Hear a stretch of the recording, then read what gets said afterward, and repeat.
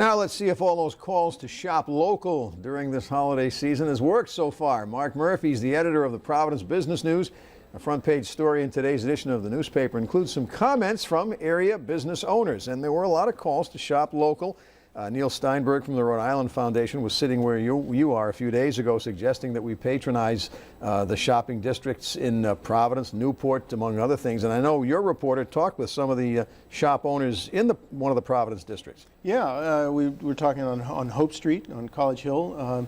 It's a Rhode Island, Providence has this proud tradition coming out of RISD, all the the jewelry designers, the other kinds of designers, of very unique local shopping experiences. It was recognized by Yelp, that national website that reviews restaurants and retail shopping things, and put Providence, Rhode Island, in one of the top 20 of local shopping experiences. Yeah, number 18 according to your article. Yeah, and so some of the shops, and in fact one of the shops mentioned in the story, Frog and Toad, I think is the name of it, was ranked as a very specific place to go, a really unique shopping experience. And so those kinds of things build a certain amount of momentum for local shopping experiences. There were mixed reviews, so to speak, though, from these owners from your article. Some are doing very well so far. Others are a little disappointed. Well, some of that is the nature of retail, right? If you're hot, you're hot, and if you're not, you're not. And yeah, that was a Jerry Reed hit song, I think, in the 70s or 80s. The issue, I think, to a larger degree, has to do with the economy in Rhode Island. If you look nationally, the economy is doing quite well. If you look locally, not so. It has pockets. If you're doing well, if you're doing well, you're doing well. But a lot of people aren't. If I read these numbers correctly in your article, national numbers so far, it's a little disappointing. National sales are down a little.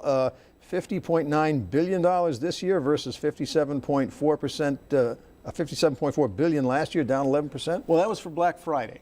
So, and remember when the story was written. So I don't know right now what the numbers are, but I think there was a certain amount of speculation as to whether a lot of people have just gotten burned out by Black Friday itself. And, who knows? I don't know what the Cyber Monday numbers were.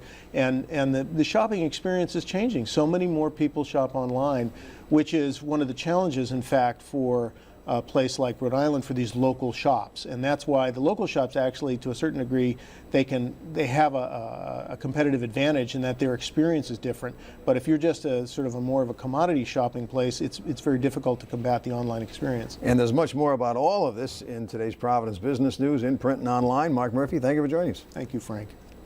And if you're looking for work, there's a job fair later this week involving openings in the Quonset Business Park. We will talk about that in detail tomorrow morning during our business reports in the Sunrise News. So if you're looking for work, there's a possibility.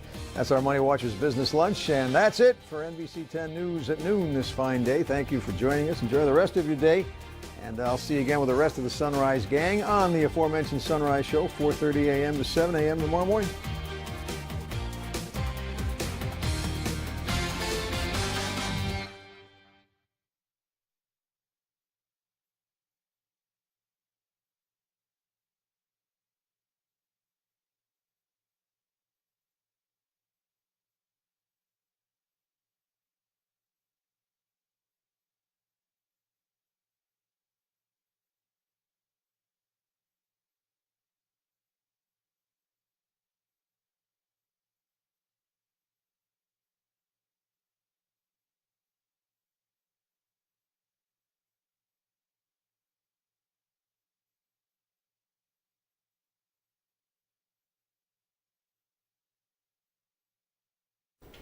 I'm Frank Coletta with news headlines here on MeTV. Fire damaged an apartment building in New Bedford this morning. Officials believe it was started by a cigarette, then propane on the first floor porch ignited two. Two fires in Falmouth could be cases of arson. One fire was in a fabric store, the other in a Dollar General store in a plaza across the street. More news later here on MeTV and over on NBC 10.